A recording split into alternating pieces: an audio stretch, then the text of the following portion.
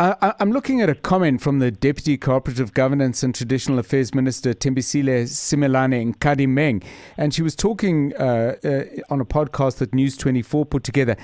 As they needed to do things more remotely, they found that 62% of councillors, and that would include a large number of people put forward by the governing party, that is what the numbers would tell us, could not use basic computers.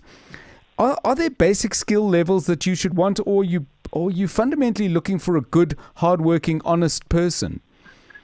I think that's quite a philosophical question, because it's a question of saying, do you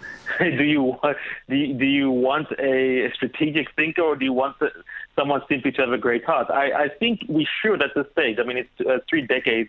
We're moving 3 decades into a democracy where we should be able to say you should be able to get somebody who's got a mixture of both. Yes. You should be able to understand how budgets and budget systems work.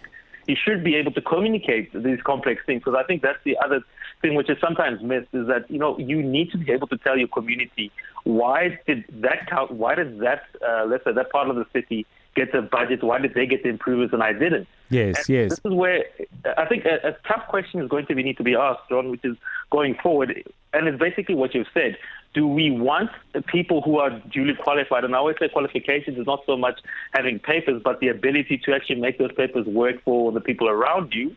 And this means you're going to have to put minimum requirements and standards, because as you currently know, all you need to do really to qualify to a councillor is be over a certain age, not have a criminal record. Yes. So then we shouldn't be surprised if we think these are the minimums. That means we're going to get the minimum qualities of people. And I think a question is being asked to say, should we not start thinking about minimum qualifications? And I think this extends even to how we do it in national, where you have certain politicians who are making decisions about our tax affairs, yet they've never worked, they've never run a business. So I think it goes both ways, and maybe a bigger question needs to be asked, what type of political elite, because that's what you are once you start earning money in a political sense, what type of political elite do we want? And I think that question is never really answered correctly in South Africa.